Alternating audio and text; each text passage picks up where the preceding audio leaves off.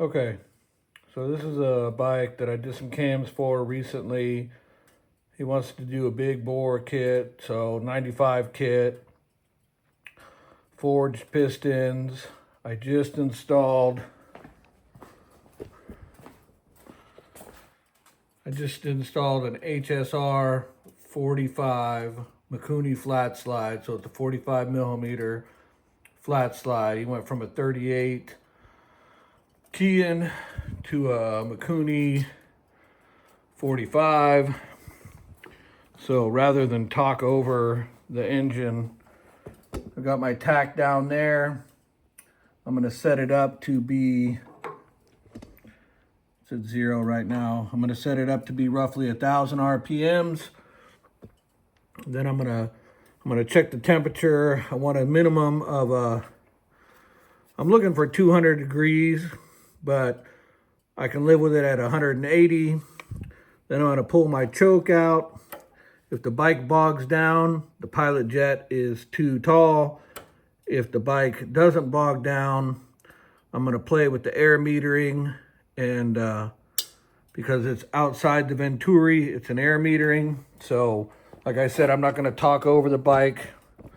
But let's get it started and see what happens.